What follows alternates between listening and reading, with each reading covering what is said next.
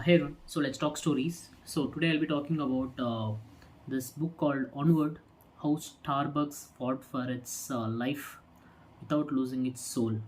It's by Howard Schulz. He's he was the CEO of the company for quite some time, and this book was published during I think 2010 2011 ish. And so I this is a non-fiction slash business book which chronicles the events and decisions that that were taken by the CEO Howard Schulz, uh, who's also the majority shareholder of Starbucks.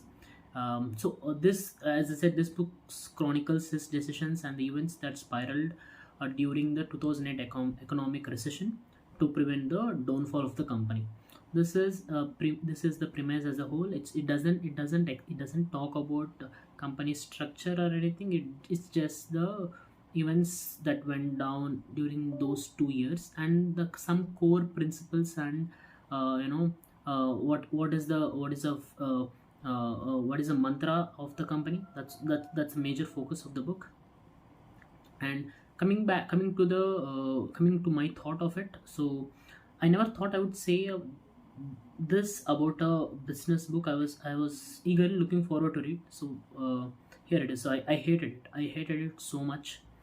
I cringed so many times while reading it, and I was agitated by the way Howard's mind works in some sort of twisted capitalistic. I'm not against capitalism, but his mind sort of works in a twisted capitalistic way, where every decision that he takes, that has camouflage of philanthropy, is somehow linked to the profitability or up the growth of the company.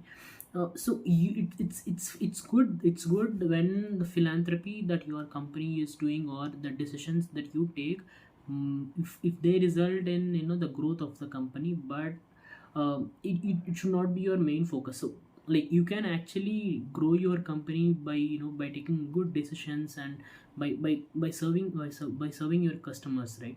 But you can't just do philanthropy by for the sake of your for the sake of your company's benefits, right?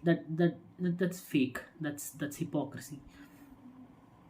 And again, this one of the major things that I do not like is the soul of any company is its workforce, right?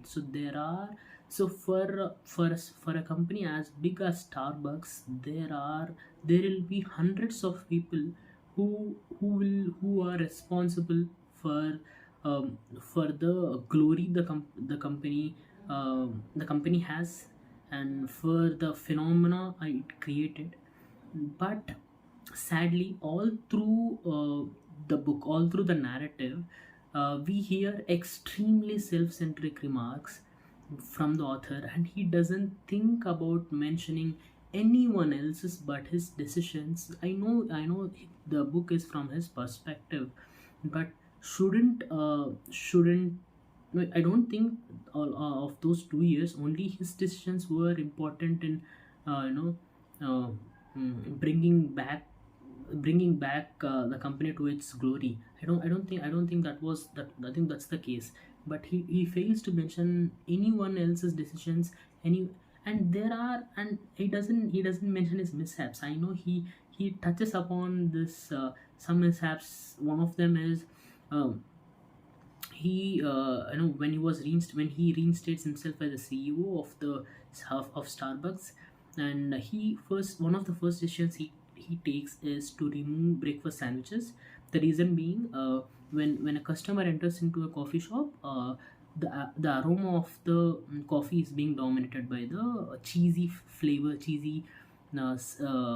smell from the breakfast sandwiches. Okay, that was hugely, the people from the company were hugely against this decision. But Howard, he goes ahead with this decision and he implements the decision. But we actually read, in one single line, where Howard states that, okay, that did not work. I just brought the decision back. That's it. He doesn't. Okay, it looks for a reader as if he's just he mentioned that for the sake of mentioning it, because you know people will grill him like, why did you not mention? Because you don't, like, if you read the book, you will see there will be pages and pages of argument that he tries to make to remove breakfast sandwiches. What's the soul of the company, the coffee flavor, community. He talks about bloody community for while building a coffee brand. I mean, he doesn't, like, he doesn't even mention his family. How did his family, how, yeah, he doesn't even mention about how his family, how his family life affected his decisions in his in the business decisions. Because the reason that I'm very angry about this specific thing is, at the core of any business lies a very strong human being with with a specific set of emotional principles, right? Now, if you as a reader are not exposed to those uh, principles of life, and you are just thrown some business decisions that you can't justify as a reader. I mean, those decisions doesn't justify themselves to you as a reader, right? So for you, for a reader to be to accept a business decision, it should be backed by a very strong emotional, it can be even a data driven decision, right? But all through the book, what we see, so I'll tell you how the book, how a generic chapter of a book. I mean, all these chapters are, there is nothing new to offer in any chapter. All these books, all these chapters start with him facing a problem. Okay, let's say he'll think about let's say I'll give an example from the book where this Howard actually gets introduces a new drink in Starbucks. It's called sorbetto. I think it has some logistics issues, and he'll ask his team to figure out the logistics issues, and then he starts going into what's the profit margin of the sorbetto. All of these are good stuff, but the reasoning behind those introduction of sorbetto and why did the people not like it, that is what readers look for in this business books, right? So I gained nothing. I think I gained zero from this book, and it was complete waste of time. And see, the reason I mean, maybe I might be too harsh, but I've just finished reading Elon Musk's biography. I've just finished reading Netflix's culture book by Reed Hastings. I read a biography of Robert Iger, the ride of a lifetime, and uh, all these are fantastic books which are backed by a very strong emotional core.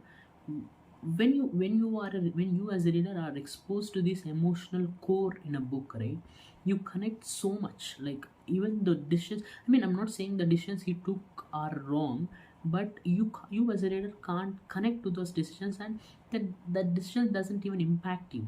So one of the very impactful, one of the there are very few impactful moments in the book, and one of those is um Howard visits an African country, and where no, no, there he meets a woman who grows the coffee beans, and he asks, the woman stands up in a in a in sort of gathering, and asks Howard, okay, ask Howard to improve the business so that they can earn more money.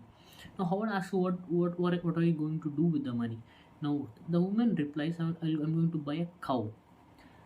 So that this conversation leads to a fantastic initiative by Starbucks, where Starbucks employees uh, donate some money, so that that money gets converted into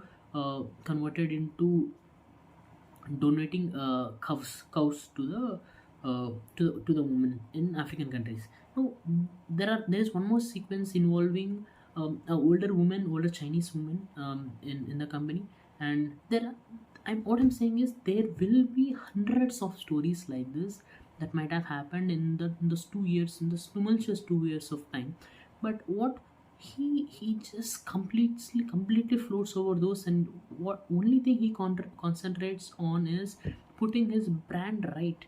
And you can't even believe the number of times he stresses how his coffee beans are ethically sourced. Okay, you said it once, you don't need to do it every time, right?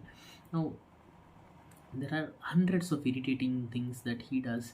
I we as a we know what Starbucks is, right? So either the main motto of any business book should be uh, building telling an honest story of what your brand is all about. Now see, I've read Nike, I've read the biography of the Nike's founder. Now I'm never going to buy another sports shoe apart from Nike. I love Nike because of the story behind it, right?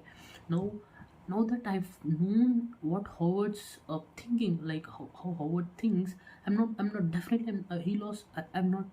I mean, I've not bought a Starbucks coffee couple. I've bought it a couple of times, but I'm definitely not going to buy it going forward, right? Because like how one of the things he stresses is consumers are being more conscious on how the business is being functioned.